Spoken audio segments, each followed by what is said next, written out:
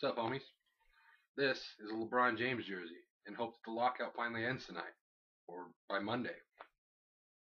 This is the Randy Orton pose. And this is the Tree of Woe Show Smackdown review. Welcome. Show starts off tonight with a Survivor Series vignette of the World Heavyweight Championship match between Mark Henry and the Big Show. Basically, just rerunning the parts where Big Show said Mark Henry would not leave Madison Square Garden walking. He didn't. So it just shows that the show starts with Mark Henry coming out on crutches in the world's largest pair of jeans, world's strongest, whatever crutches to hold that dude up. He basically comes out and tells the fans or the WWE universe that they are terrible people for being happy that he's injured. And who does that kind of stuff? Who would put a chair on someone's leg? But yeah, he says that Big Show, he kicked Big Show in the knee, and Big Show just acted like he got kicked in the nuts or private parts on WWE television to make him look like a bad guy. But he's here to show the kids that support him that champions fight through pain. And he would love to fight tonight, but he's not cleared to compete. Big Show comes out, talks about payback for what you did to me. Oh, sorry, that's Mark Henry voice. But Big Show says that him doing that was payback for Mark Henry doing it to him. And Mark Henry calls him the world's largest loser. What? One punch, down goes Mark Henry. Big Show leaves. Daniel Bryan's music hits, which sounds like a sped up techno Christmas carol. And he comes up, Money in the Bank, wins the title. Crowd's going crazy, if you believe that, from the pumped in noise. Some of it was real, some of it probably not. But as Daniel Bryan's celebrating, going crazy, Michael Cole, no! Teddy Long comes out and says, whoa, player. Mark Henry was not clear to compete, so that was not an official match, and you are not the champion, so you got to give it back. So Daniel Bryan eventually gives it back instead of turning heel and kicking him in the face. Anyways, but Teddy Long announces the fatal four-way match for the number one contendership for the championship, the match will take place later, and the winner will face Mark Henry in a steel cage. Well, we don't know that yet, but will face Mark Henry at this point. Now on the live SmackDown, it will be Daniel Bryan, Cody Rhodes, Randy Orton, Wade Barrett. Awesome. Go backstage, or no, not backstage yet. Ryder and Sheamus against Swigler is announced. And then we get Justin Gabriel versus Hunico. And apparently all those vignettes for Justin Gabriel were leading nowhere except for losses to Hunico. Awesome. So who knows where they will be going with Hunico, especially that Sin Cara's out. This didn't give off the vibe of a feud. It was just more like, here's a match.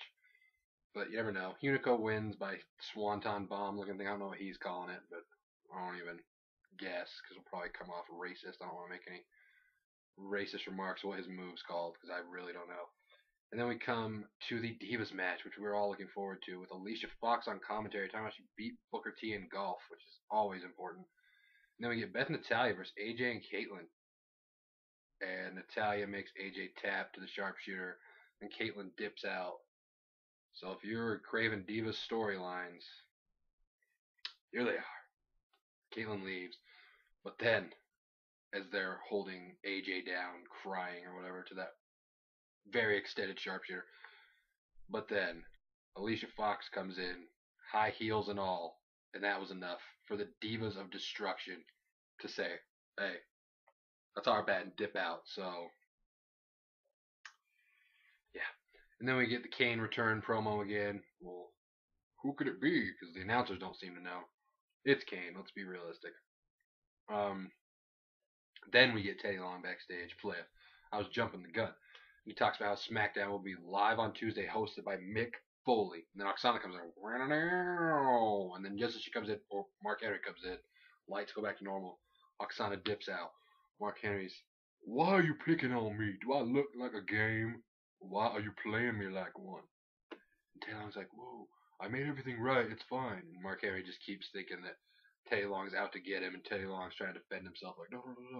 And he goes, oh, but by the way, it's a steel cage match next week. Mark Henry's like, whoa, damn. Are you kidding me right now? So Mark Henry's pissed. Teddy Long's a homie. That's all you really need. Ryder backstage playing WWE 12, which I don't have yet because apparently the People's Edition is back ordered WWEshop.com. Yeah, that's not Jomo either. That's The Rock up on the ropes. But Ryder's still talking about his U.S. title petition. Sheamus comes in. Sheamus said he signed it already, and then Ryder sings his version of Sheamus's theme song, which was way funnier. Well, obviously, but yeah. Sheamus wants to kick some arses. What did happen? Find out right now. Then we get the match. Zack Ryder and Sheamus against Dolph Ziggler, Jack Swagger. Dolph Ziggler comes out, cuts a little promo at the first. Hashtag heel. Apparently he's not say perfection 10 times fast right now. I'm going to bank on that most of you messed up. If not, John Cena salute. So yeah, hashtag heel. And then Ryder ends up pinning Dolph Ziggler after the Rough Rider after a lot of distraction by Sheamus and brogue kicks and tags that no one saw. And so Ryder pins Ziggler again. So it looks like, because Jomo's piecing out. Mason Ryan, I don't know. Just give it to Zack Ryder. Let's be serious here. You serious, bro? So hopefully that'll finally lead into that. Then we get Daniel Bryan and AJ backstage. AJ just chilling, like, oh, I just got lit up. And they're talking about it was Daniel Bryan's dream and it was ripped away. Then Wade Barrett comes in, talks some crap. Daniel Bryan says he's not scared of Mark Henry and he's definitely not scared of Wade Barrett. Wade Barrett dips out and AJ was so enthralled with that she gave Daniel Bryan a kiss on the cheek. Daniel Bryan looked at her face like, whoa, that's new. Anyways, but yeah, because like I wrote on Twitter, apparently WWE forgot how putting Daniel Bryan with Divas worked the first time. I think we can all remember that. That went well, didn't it? But I digress. And then we got Ted DiBiase versus Heath Slater with Jinder Mahal on the Titantron at the beginning in a match that really, really, really made no sense. But hey, even if one of the feuds is going to be Jinder Mahal and Ted DiBiase, at least they're making feuds, Raw. I mean, they're trying. But yeah, he distracts DiBiase at the first, so Heath Slater gets some shots in. Heath Slater's back with a beard or something. It looked like he had some scruff going. DiBiase wins in the end, as we all knew, because he's on this little, not monster push, but mid-card face push, beating all these jobbers like a man would, you know. So, you know, it didn't really, I don't know, nothing too great, but hey, it was something. And then we get Cody Rhodes backstage. Cody Rhodes is the man, if you didn't know. Just saying. He's backstage, cut a promo prior to the Fatal 4-Way, saying he's free to do whatever he wants now. Because, you know, his mask is gone. He's free from Randy Orton. He's free to go on for the World Heavyweight Championship. Basically, he says he's going to win this match, and why wouldn't he? He's the man. Then we get to the main event. The main event started at like about 40 minutes until the end of the show, so you knew it was going to get some good time. But after all the entrances and whatever, I don't know how long exactly. It obviously wasn't 30 or 40 minutes, but it was good. Daniel Bryan, Randy Orton, Cody Rhodes, Wade Barrett. There you go. Beginning of the show, people were cheering for Daniel Bryan. That slowly halted right when he got in the ring with Randy Orton at the same time. All the cheers to Randall Keith Orton. Apex Pro. Yeah, but at the beginning it was more, you know, a face took a heel and a face took a heel and they were out.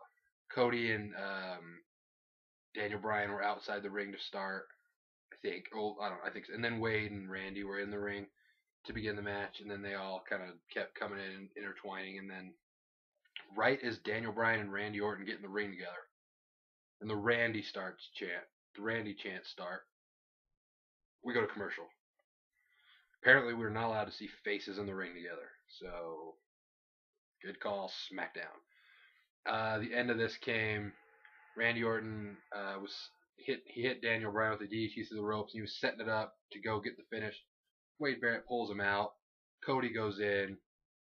Cody tries to get the pin on Daniel Bryan after no one else is there. Daniel Bryan reverses it into the bell lock, and Cody taps like after 3 seconds. Way to make Cody look like a champ, guys. At least let him, you know, if he's going to tap out. That's what was hard.